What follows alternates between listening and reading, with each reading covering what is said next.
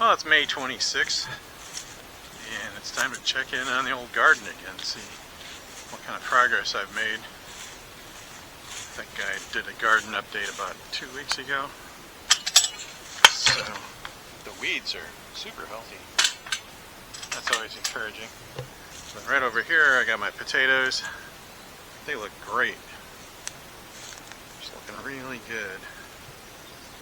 And my wife was thinning the beets so she could eat the baby beet greens, and the rest of them are looking really nice. The parsnips are looking good. My melons are finally starting to grow because the ground warmed up. You may recall in my last video I said I was doing the permanent mulch on the entire ground, so I've made a lot of progress there.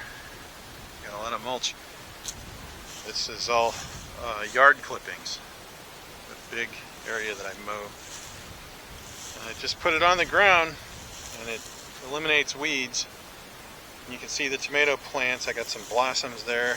They're getting their roots established. They haven't grown a lot yet. As soon as they get their roots established, they're going to start taking off. Some of these tomatoes are looking a little bigger. And I have my lima beans and my cow peas. And I have a cucumber sprout over here. There's an interesting thing. The first 2 years I was here, I had a big garden over there by the other building. And I established that garden on untended ground. I just went and cut all the weeds and grass down with a lawnmower and we rolled hay out over it. And there was so much weed roots and seeds that the whole place went to weeds very easily. This area here that I've turned into a garden wasn't full of weeds. It was grass that I had been mowing for 2 years. So you can see it's easy to kill grass. You just put stuff on top of it and it dies. And then wherever you have more grass coming up, like right there, there's some weeds. I'm just going to drop some grass clippings on top of that and it'll kill it. So it's really easy. There's a spot and you just drop another handful right there and that'll go away. Now in the other garden that went to weeds, we had a huge pile, it was a pickup truck load of wood chips that we shoveled out into a pile. And I went over there and dug my foot down into it and noticed that it was hot because it's composting. So my melons weren't growing because the ground was too cold. So what I did was I dug up all the wood chips and I brought them over here to the new garden. And I'm doing what they call hugelkultur, which is a German word, H-U-G-U-L. It's either H-U-G-E-L or something, K-U-L-T-U-R. And it means hill, you know, hugel is a hill.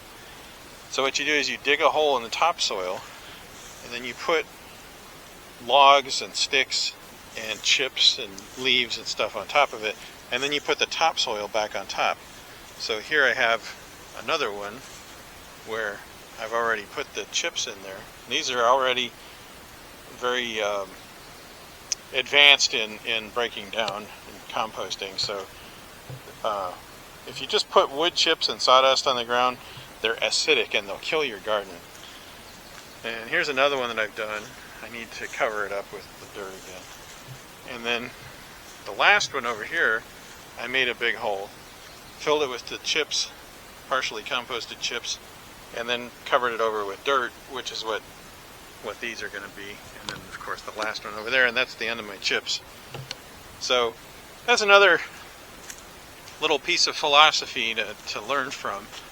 I think the old saying is that if you're going to do something, do it right. And I've always adhered to the corollary, if you're not going to do it right, don't do it.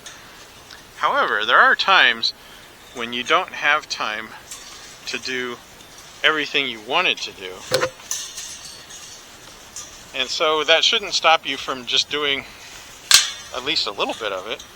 So I didn't, for my hugelkultur, I didn't put branches and then sticks and then leaves and then grass clippings and then put the dirt back on top.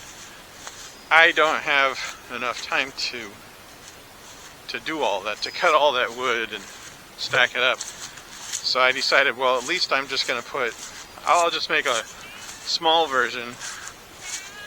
Oh, hi Ned. Good to see you. So I'm not going to skip the whole thing because I don't have time. I'm going to go ahead and do in a small way. I'm just going to do the wood chips covered over with dirt. And I'm going to plant watermelons on top of it. And I'll see what happens. And then when that's all done, I'll cover it up with more grass clippings.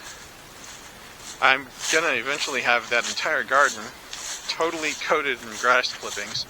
And then have another pile of them on hand so I can kill any weeds that are coming through. It's a remarkably effective method. And what we see here in my little back field, this is about, I don't know, 5 acres or so. And I cut it all with a big Dixie chopper lawnmower. And then I came out and ran around in circles 2 days later and blew everything into piles. You can see the spots where the piles were. That's where the grass got cut again after 2 days, but the spot is where it didn't. But you can see I still have several piles left. I'm going to pick up in my pickup truck. And I think with the addition of these piles of grass, my permanent mulch will be in place, and I'll consider it a completed effort. And then after that, it'll just take a little bit of maintenance to smother any grass that's coming up. So I'm going to do that, and I'm going to plant some watermelons and pumpkins on my little hills, and I'll check back in on the garden in another couple of weeks or a month.